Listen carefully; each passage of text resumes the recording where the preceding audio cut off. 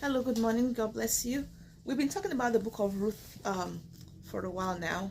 I have not been able to update everything that we've been talking about. So today we'll be looking at chapter 2, the book of Ruth, chapter 2. And chapter 1 was a very great setup for us. And hopefully you have read this before and this is not your first time with the book of Ruth. If you have not read the book of Ruth before, I would say please open your Bible to the book of Ruth. So I want to believe that you are in the book of Ruth already. So in chapter 2, we talked about chapter 1 already. You can always look at those videos and look that video up. For those of you that followed me on TikTok, I'm sorry. I'm not able to log on to TikTok for a while to do a lot of things. I can scroll, but I can't upload things there. So I just leave TikTok for now until I'm able to actually re-download it on my phone. So please, you can also join me on other social media platforms, on Instagram, on Facebook, on YouTube, and all other channels as well. So Ruth chapter 2. In this chapter 2, we see that Ruth was serving, and one thing about our attitude is that it goes before us. Even before we get to a place, people have heard about you. They're like, oh, I heard about you. Or, oh, that was the person that they've been talking about. Oh, now they're able to put a face to the person they've been talking about. And this was what happened to Ruth. So when Ruth got there, and in verse 5, Boaz said, whose damsel is this? It's what stood out to him was more than just the character. And he was like, oh, that's a beautiful person. That's a beautiful lady. Oh, whose damsel is this? And they're like, oh, that is Ruth.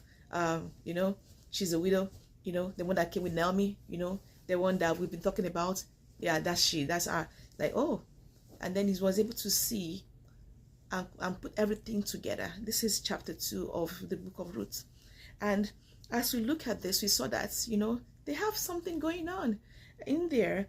And Ruth was like, oh, wow, you are so nice to me. Why are you so nice to me? And things like that, As a woman, there are some times that you need to talk. You need to open your mouth and talk, especially if you're interested in somebody. Don't just be like, Now, they don't know if you're afraid to show your teeth, or if you're just afraid to smile, or if you're just uncomfortable with them. So now, Boaz is a much older man than Ruth. So he said, whose damsel is this? But he didn't see it as like, oh, well, when he got to know her, he's like, oh, I don't know if this is possible. This person is much younger than I. But when it comes to marriage, one of the things that I've come to see, even as a healthcare worker, is that when you're asking people, you don't ask them, is that your wife? You just say, how are you guys related? Because you might say somebody's daughter and that's their wife. And, their wife might get offended because maybe they're like 40 years old, younger than the husband, or maybe they're a little bit older than the husband, whatever it is. So you're like, no, you don't ask that question. Trust me, I've learned in the hard way. And, it's important for you to understand that. But Ruth was much younger than Boaz. And that was why he referred to her as my daughter, But Ruth was like, oh, your daughter, oh, well, we'll see, But she wasn't thinking about that as well at that point in this chapter. But she was fascinated by the fact that it was nice to her. One thing that we want to emphasize is that as Christians, we should be good to everybody. Don't look at somebody as homeless, because you don't know where that homeless person is going to be in life. Don't look at somebody as broke, because you don't know where that broke person is going to be in life.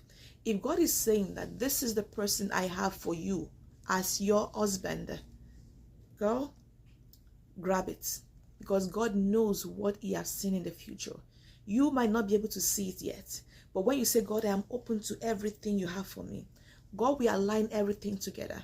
I have heard of testimonies of people that after they got married, doors begin to open for them. They went from having nothing to having something to share with others. They have no cars to having cars because of their union together.